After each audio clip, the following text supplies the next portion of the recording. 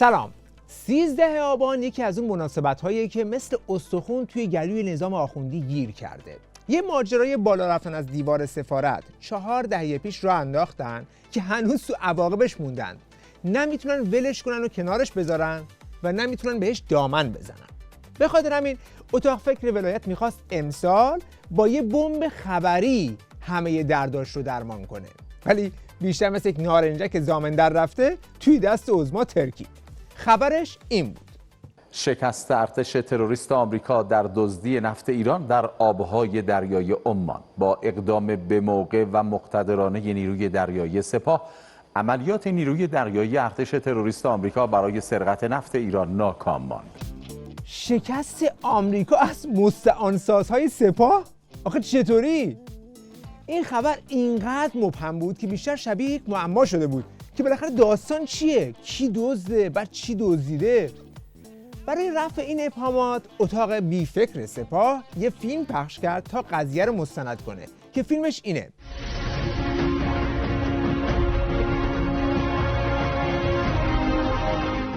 همونطور که ملاحظه میکنید فیلم هیچ گزارشگری نداره و فقط با زیرنویس‌های ولایت پسند گویا شده مثلا. و بعد هم با یک موزیک تلاش شده که به این حرکت بی‌معنی هیجان بده. در ابتدا فقط یک نفتکش قرمز میبینیم که تک و تنها داره برای خودش توی دریا میچرخه، ولی توی زیرنویس متوجه میشیم که این نفتکش متخلفه. حالا تخلفش چیه معلوم نیست. چرا قرمز رد کرده، پارک دوبله کرده، رانندش کمربند نبسته. تا آخر فیلم هم شما متوجه نمیشی که تخلفش چیه. تا همین امروز هم روشن نکردن که تخلف این نفتکش چی بوده. بعد یهو میبینی که توی یک اتاقی چند رأس پاسدار نشستن، دارن توی مانیتوری یه خط آبی رو دنبال میکنن. یه چند تا پس کله رو هم مات کرده که مثلا این صحنه خیلی محرمان است و همینطور یهویی اتفاق افتاده. فقط معلوم نیست که این خبرنگاری که این فیلم رو گرفته چطور از این خبر یهویی مطلع شده و اونجا حضور داشته. بلافاصله چند کیلومتر اون طرفتر چند تا پاسدار راه میافتن برن سوار هلیکوپتر بشن و اونجا هم به طور اتفاقی یه خبرنگار آماده است که باهاشون همراه میشه.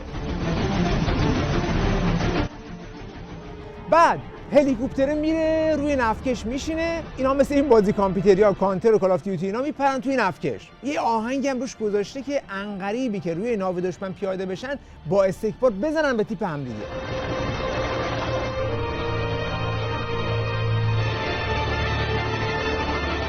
بلافاصله چند تا قایق موتوری سپاه هم با اهن طلب خودشون رو به صحنه میرسونن، پهلو میگیرن. صبر کن چی شد؟ اون لباس نارنجی اون وسط چی کار میکنه؟ مثل اینکه خدمه کشتی دارن همکاری میکنن. چه خودمونی؟ بفرمایید بالا، خوش اومدید. سر نردبون هم گرفته. چی شد؟ مگه اینا متخلف نبودن؟ حداقل این زیرنویس رو نمیزدی؟ عملیات ترکیبی توسط یکان شناوری، تکاوری، هوادریا، پهپاد، نیروی دریایی سپاه برای توقیف نفتکش متخلف. مردشون اون ترکیبتون رو ببره. پس تا اینجا هیچ اثری از نیروی آمریکایی تو این صحنه دیده نمیشه. اینکه رفتیم کشتی رو از چنگ آمریکایی گرفتیم از این خبرها نبوده. قرار بود فیلم ضد استکباری باشه. الان آمریکایی توی صحنه نیست. آمریکایی از کجا بیاریم؟ خیلی ساده. میری توی کابین ناخدا، بیسیم رو برمیداری، SOS کمک میخوایم، SOS کمک میخوایم. چند دقیقه بعد ناوشکن‌های آمریکایی هم نزدیک میشن که ببینن چه خبر شده. بعد یه دفعه یه سری جملات انگلیسی میشنویم که یه نفر وحشت زده با انگلیسی دست و پا شکسته میگه آقا برو کنار، به ما نزدیک نشو.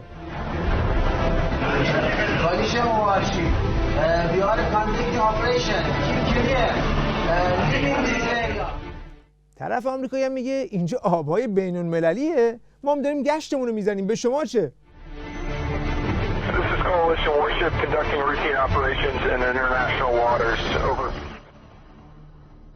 از اینجا به بعد دیگه شما فقط چند تا فیلم از ناوگان آمریکایی میبینی از نماهای مختلف. توی تصویرم معلومه که آمریکایی هم دارن با تعجب جنگولک بازی اینا رو نگاه میکنن که این چه حرکت بی‌معنیه. کشتی مال خودتونه، داره میره به سمت بندر خودتون، بعد چرا این همه تجهیزات نظامی آورید برای این نفتکش؟ پس کی پیام کمک فرستاده؟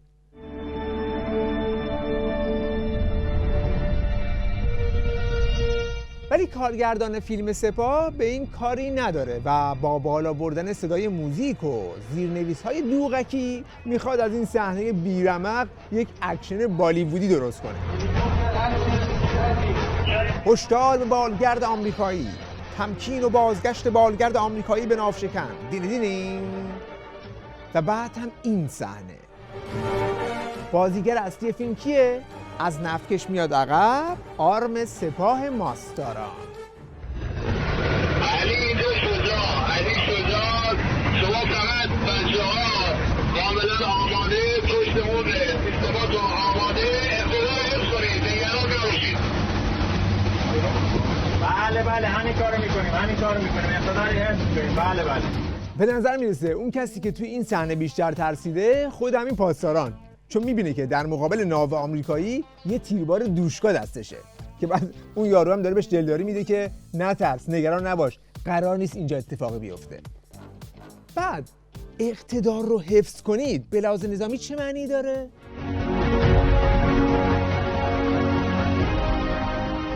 خلاصه ناو آمریکایی هم یکم وای میسته، میبینه خبری نیست، نه کسی شاکیه نه کسی آسیبی دیده، اینا هم دارن میرن خونهشون. میفهمه که مزاحم تلفنی بوده، برمیگرده میره. اما تو زیرنویس اجبار به توقف و عقب رفت ناوشکن آمریکایی از صحنه عملیات توقیف نفتکش متخلف. یا این صحنه یکی پشت دوشکا وایستاده داره کمرشو گرم میکنه، ولی زیرنویس ادامه ممانعت شناورهای نیروی دریایی سپاه از دخالت ناوشکن آمریکایی. یا این یکی درماندگی ناوهای تروریستی آمریکایی از تقابل با شناورهای نیروی دریایی سپاه. آخه تو درماندگی رو تو این تصویر چطوری دیدی؟ تازه فلش هم میزنه، یعنی درماندگی اینجاست. کل این فیلم تبلیغاتی همین بود. بیشتر از این هم متوجه چیزی نمیشید که این نفتکش مال کی بود، از کجا داشت میومد. حالا برای این فیلم مبهم یک خبر کلیشه‌ای تنظیم کردن که گویاش کنن، ولی قضیه پیچ‌دارتر شد.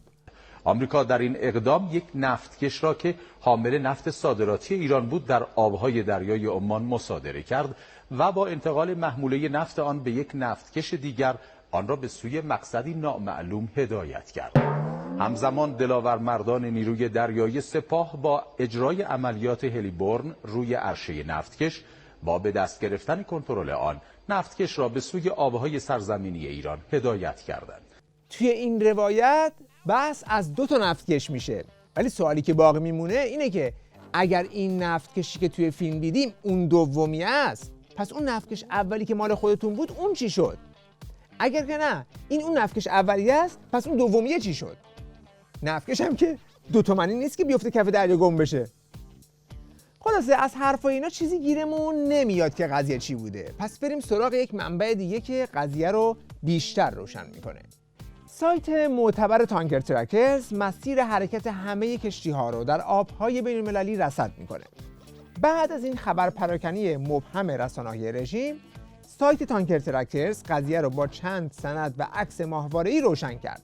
طبق اطلاعات تانکر ترکرز، اکتبر سال گذشته یک نفتکش بزرگی به اسم اومان پراید 2 میلیون بشکه نفت از جزیره خارک بارگیری میکنه و به سمت عمان حرکت میکنه.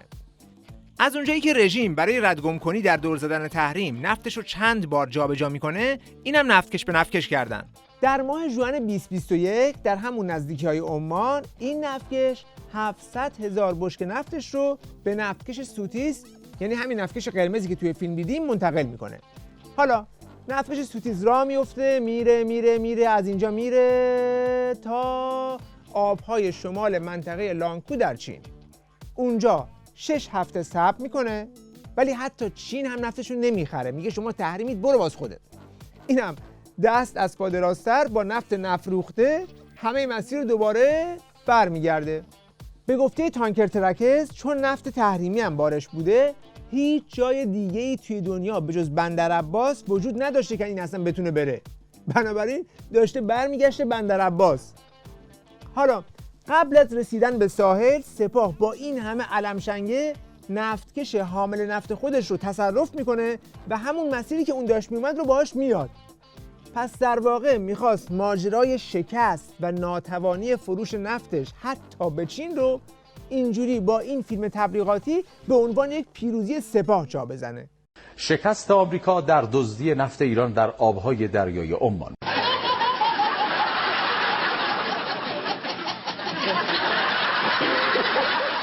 همه این جوکای خبری یه طرف، حالا نحوه ارائه‌اش رو داشته باش. اون روز 12 آبان که میخواستن این فیلم رو هوا کنن، از صبح دم به دقیقه زیرنویس میزدن که تا دقایقی دیگر انتشار خبری افتخارآفرین از اقتدار دلاورمردان سپاه و خبر فوری، خلاص این حرفا. انگاری که همین لحظه این اتفاق افتاده، اینا میخوان خبرشو بدن. اما بعد همین سایت تانکر ترکرز اطلاعیه زد که این نفتکش سوتیس از صبح 3 آبان در بندر عباس دیده شده با اطلاعات دقیق مختصاتش. یعنی این خبر فوری برای واقعی بوده که حداقل 10 روز قبل رخ داده. آخه برای یک اتفاقی که 10 روز پیش رخ داده دیگه خبر فوری نمیزنن که تا 5 دقیقه و 10 دقیقه دیر نمایش میکنیم. خلاصه اینقدر این افتضاح بسیجی‌ها رو مسئله دار کرد که مجبور شدن توی نماز جمعه یه جوری ماسمالیش کنن. با یک عملیات ترکیبی هوایی، زمینی و دریایی، با پهپاد، با حمایت موشکی، با هواپیما و بالگرد و نیروهای آماده رزم وارد کار شدن، یک عملیات ترکیبی انجام دادن. اما این دفعه فرقش نداره. تکبیر بگیر، الله اکبر، الله اکبر. وقت ممکن البته تأخیر ممکنه برای شما این سوال پیش بیاد چرا تأخیر. این هم یه نکته بسیار هوشیارانه رسانه‌ای بود که گذاشتن روز آستانه 13 آبان که روز استکبارستیزی و شکست آمریکا در سفارتخانه و جاسوسخانه آمریکا در ایران بود، در آستانه اون اعلان کردن که برگه برنده دیگه‌ای باشه و این هشداری بهترین استفاده رسانه‌ای از این جریان بشه. پس خودش داره اعتراف میکنه که هیچ خبر فوری در کار نبوده، قضیه مال قدیم بوده، ولی ما میخواستیم 13 آبان بگیم که بسیجی‌ها رو گول بزنیم.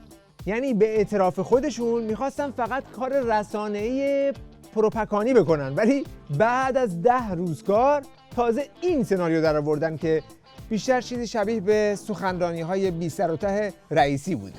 اینجوری میخواستن حال استکبار رو بگیرن. زنگ استکبار ستیزی رو به صدا در می آوریم. همه با هم سلام.